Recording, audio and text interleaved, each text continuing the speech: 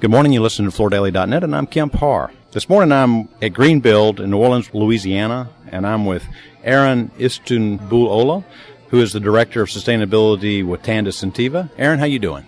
Good. Thanks, Kemp. Good morning. This is the second day of the show for you, first day of the exhibit time. Let's give a little background before we get into what's going on here in New Orleans. I first met you. You were the PR and sustainability person at Sentiva. Then Sentiva was bought by Tarkett. Now you have the sustainability focus with Tanda Sentiva, a division of Tarkett. Yesterday I saw you walking around with a whole group of Tarkett people, and you were attending the Materials and Health Summit. Tell us a little bit about what you learned there. I think for the last couple of years, we've been seeing this whole directional shift within green building to incorporate the human element within the space and understanding what the relationship between materials and the occupants of the building are. So yesterday was a full day conference around that issue, specifically addressing some of the new LEED version 4 credits around material transparency and disclosure and optimization. So there were several sessions. There were some great speakers. I think we all learned a lot. There was a very collaborative environment, which was encouraging. Yesterday, William McDonough kicked this thing off, and I understand that he was talking, almost whispering into the microphone. Tell us what his message was. I think William McDonough, who's one of the founders of Cradle to Cradle, always has a great message for us. Looking not just at how to reduce the bad in buildings, but how do we get to optimization and how do we focus on being more effective rather than just efficient. So I think that was a great way to kick off the discussion yesterday, how we want to look at disclosure, but then also move towards really improving materials, not just declaring what's in them.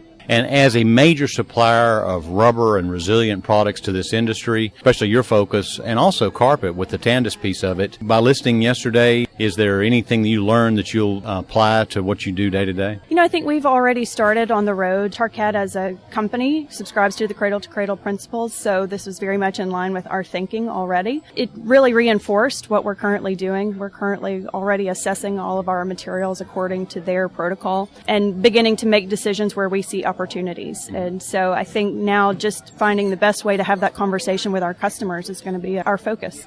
All right, so I got a press release that you were having an event Sunday. Unfortunately, I wasn't down here yet, but you did have a ribbon cutting here in New Orleans. Talk about that if you would. So this year, Greenbuild's Legacy Project, which is where they go into the community where they're having the expo every year and sponsor a community event. This year, their Legacy Project was at an organization called CSED, which is the Center for Sustainable Engagement and Development, down in the lower 9th Ward. This is a community organization that is helping rebuild the 9th in a sustainable way. So they have a focus on making sure that their community develops both economically but also environmentally as they're rebuilding the homes there. And this center is going to be an energy education center, so they'll be able to help the local community find affordable efficiency strategies for their homes.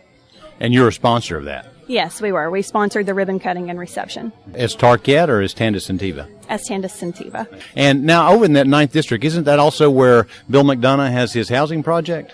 Yes.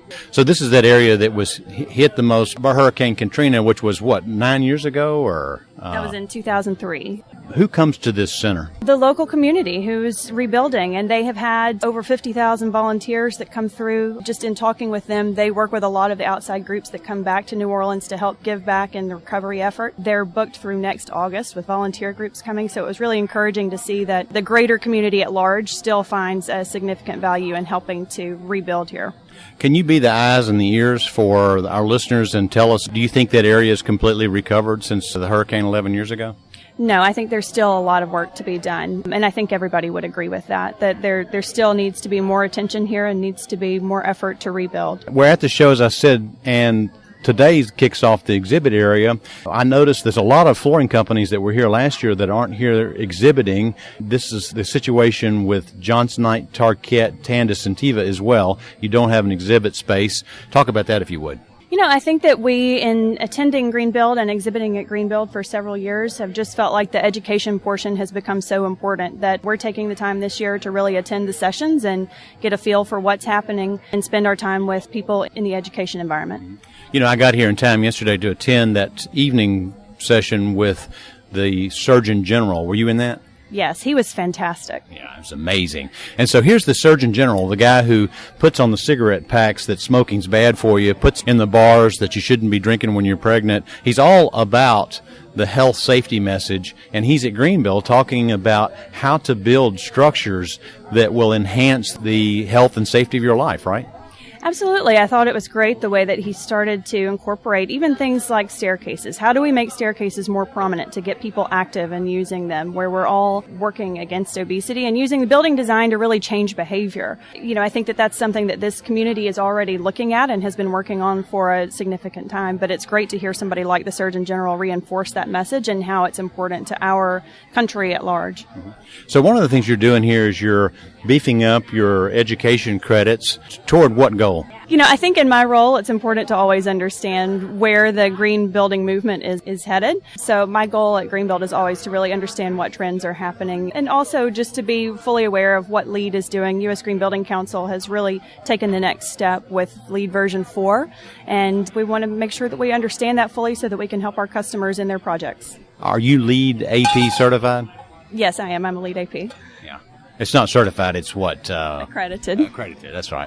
Okay, Erin, it's great to talk to you. Thanks for spending time with us and our listeners. Again, been talking to Erin Istanbulluoglu, who is the Director of Sustainability with Tanda Sentiva, and you've been listening to Kempar and FloorDaily.net.